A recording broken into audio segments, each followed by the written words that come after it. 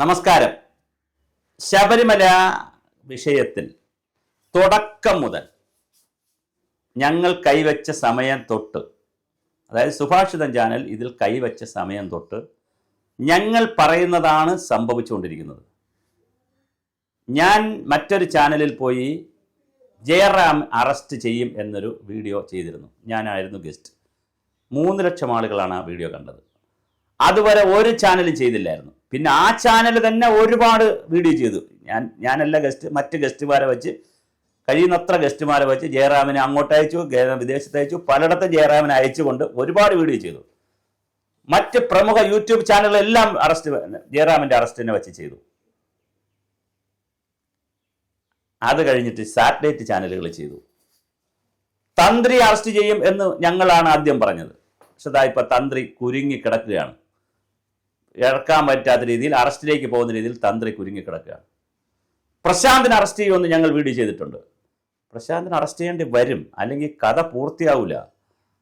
അടുത്ത് കടകംപള്ളി സുരേന്ദ്രനെ അറസ്റ്റ് ചെയ്യും എന്ന് ഞങ്ങളിതാ പറയുകയാണ്. കടകംപള്ളി സുരേന്ദ്രനെ അറസ്റ്റ് ചെയ്യേണ്ടി വരും. കാരണം രണ്ടുണ്ട്. കാരണം ഒന്ന്, ഇതിനകത്ത് ശബരിമലയിലെ സ്വർണ്ണപ്പാളി മാത്രമല്ല, റിയൽ എസ്റ്റേറ്റ് ഇടപാടുകൾ നടന്നിരിക്കുന്നു.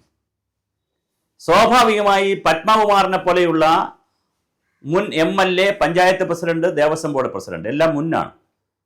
പാർട്ടിയുടെ ജില്ലാ കമ്മിറ്റി അംഗം, 25 വയസ്സിൽ ഏരിയ സെക്രട്ടറി, SFIയുടെയും DYFIയുടെയും ഒക്കെ വലിയ നേതാവ്.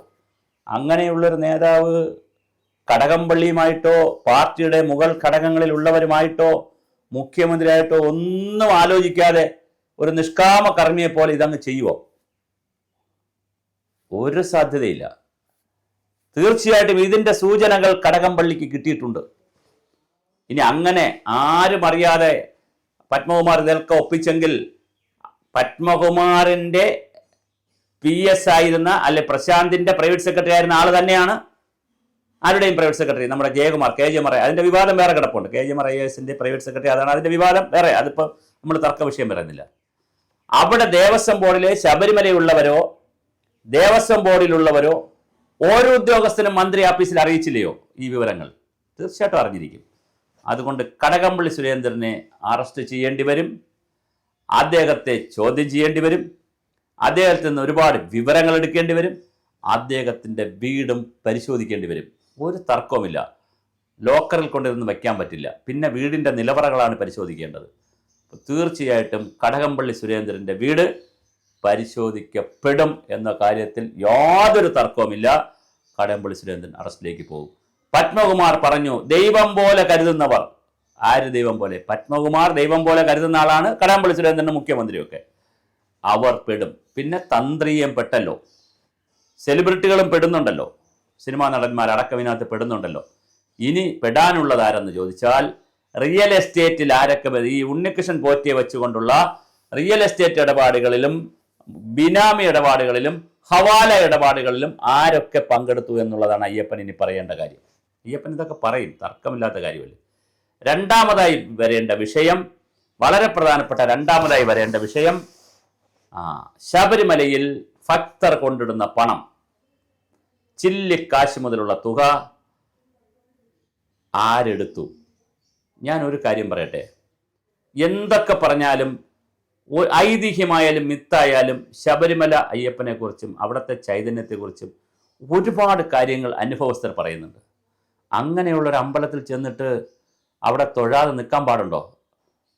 EMS അടക്കമുള്ള പാർട്ടിക്കാർ മറ്റുള്ളവരെ കാണുമ്പോൾ തൊഴുമല്ലോ. അപ്പോൾ അമ്പലത്തിൽ ചെന്നിട്ട് അതിൻ്റെ ഫ്രണ്ടിൽ ചെന്ന് തൊഴാതെ നിൽക്കാൻ പാടുണ്ടോ? എനിക്ക് മാറി നിൽക്കണം. ഞാൻ വിശ്വാസിയല്ല, എനിക്ക് തൊഴാൻ കഴിയില്ല. ഞാൻ ക്യൂവിൽ കയറി നിൽക്കുന്നില്ല.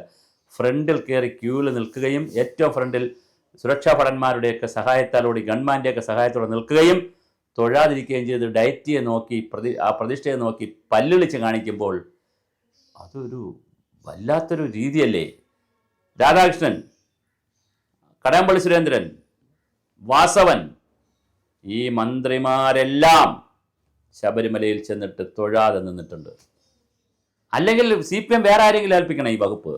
കടകംപള്ളി രാമേന്ദ്രനെ പോലുള്ള വിശ്വാസികളായിട്ടുള്ള, ഗണേഷ് കുമാറിനെ പോലുള്ള എത്ര ആളുകളുണ്ട് ശബരിമലയിൽ നന്നായി വിശ്വസിക്കുന്നവർ, അവരെ ഏൽപ്പിക്കണം. ഒരു അവിശ്വാസിയെ, യുക്തിവാദിയെ, മുക്തിവാദിയെ, വൈരുദ്ധ്യാത്മ ഭൗതികവാദിയെ ഏൽപ്പിക്കുകയും അവർക്ക് ശബരിമല എന്ന് പറയുന്നത് മറ്റൊരു സ്ഥാപനം പോലെ കൊള്ളയടിക്കാനുള്ള ഒരു മേഖലയാണ്. അത് സ്വർണമെങ്കിൽ സ്വർണം പോരട്ടെ, പണമെങ്കിൽ പണം പോരട്ടെ, ബിനാമി ഇടപാടുകളാണെങ്കിൽ ഇടപാടുകൾ പോരട്ടെ, റിയൽ എസ്റ്റേറ്റ് ആണ്, എന്താണോ ദീപസ്തംഭം മഹാശ്ചര്യം, നമുക്കും കിട്ടണം പണം എന്നുള്ള നിലയിലേക്കാണ് കാര്യങ്ങൾ. ഉദരനിമിത്തം ബഹുകൃത വേഷം. എന്തായാലും ശബരിമല അയ്യപ്പൻ്റെ കാര്യത്തിൽ വളരെ ഗൗരവമായിട്ടുള്ള ഒരു രീതിയാണ്, മൊഴിയാണ് പുറത്തു വന്നുകൊണ്ടിരിക്കുന്നത്. എല്ലാവരും കുടുങ്ങും. ഈ മന്ത്രിസഭയിലുള്ള അടുത്ത് കുടുങ്ങാൻ പോകുന്നത് വാസവനാണ്. കടകംപള്ളി സുരേന്ദ്രൻ കുടുങ്ങിയാൽ അടുത്ത് വരുന്നത് വാസവനാണ്. കാരണം നമ്മൾ വെറുതെ അങ്ങോട്ട് കാടടച്ച് വെടിവെക്കുന്നതല്ല.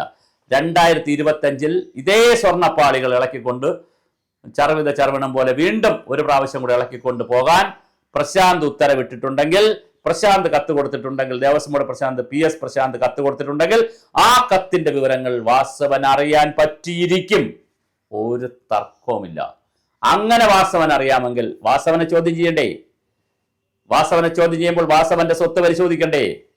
വാസവന്റെ വീട്ടിൽ റെയ്ഡ് നടത്തണ്ടേ? വളരെ ഗൗരവമായ വിഷയമാണ്, തമാശ വിഷയമല്ല. അപ്പോൾ അങ്ങനെ പറയുമ്പോൾ ഈ കടകംപള്ളി സുരേന്ദ്രനെ ചോദ്യം ചെയ്യുമ്പോൾ മുഖ്യമന്ത്രിയെ കുറിച്ച് പറയുകയാണെങ്കിൽ, കാരണഭൂതൻ ഇത് അറിയാമെന്ന് പറഞ്ഞാൽ, അല്ലെങ്കിൽ വാസവൻ പറയുകയാണ് മുഖ്യമന്ത്രിക്ക് ഇതൊക്കെ അറിയാമെന്ന് പറഞ്ഞാൽ, ഗോവിന്ദൻ മാഷിന് ഇത് അറിയാമെന്ന് പറഞ്ഞാൽ AKG സെന്ററും ഉൾപ്പെടെ റെയ്ഡ് ചെയ്യേണ്ടി വരില്ലേ? എന്താണ് ഇവിടെ സംഭവിക്കുന്നത്? വളരെ ഗൗരവതരമായ, വളരെ ഗുരുതരമായ പ്രതിസന്ധിയിലേക്കാണ് കാര്യം പോയിക്കൊണ്ടിരിക്കുന്നത്. ഒരു കാരണവശാലും നമുക്കിതിൽ നിന്ന് ഒരാളെ ഒഴിവാക്കി നിർത്താൻ കഴിയില്ല. പത്മകുമാറിൻ്റെ ഓരോ മൊഴികളും ഓരോ ബോംബുകളാണ്. പലരും ബോംബിടും എന്നൊക്കെ കേരളത്തിൽ പറഞ്ഞു കേട്ടിട്ടുണ്ട്. രാഹുൽ ഗാന്ധിയും വോട്ടിൻ്റെ സമയത്ത് SIR-നെതിരെ ബോംബിടും എന്നൊക്കെ പറഞ്ഞു. പക്ഷെ റിയൽ ബോംബ് ഇതാണ്. ഇത് ഇടുന്നതല്ല, ഇടിക്കുന്നതാണ് അയ്യപ്പൻ. അയ്യപ്പനോടല്ലേ കളിച്ചത്? ദൈവങ്ങളോട് കളിക്കുമ്പോൾ വളരെ ശ്രദ്ധിക്കണം. കാരണം അത് ഊർജമാണ്, അതൊരു സത്യമാണ്, അതൊരു ചൈതന്യമാണ്, അതൊരു കല്ലല്ല, വിഗ്രഹമല്ല, അത് ചൈതന്യമാണ്, ഇലക്ട്രിസിറ്റിയാണ്. ഈ പ്രപഞ്ചത്തിൻ്റെ ഇലക്ട്രിസിറ്റിയാണ്, ഈ പ്രപഞ്ചത്തിൻ്റെ ഊർജമാണ് ദൈവം. പ്രപഞ്ചോർജമായ പ്രപഞ്ചത്തിൻ്റെ ഇലക്ട്രിസിറ്റിയോട് കളിക്കുമ്പോൾ ഷോക്കടിച്ചില്ലെങ്കിൽ പിന്നെ എന്ത് പ്രകൃതി നിയമം?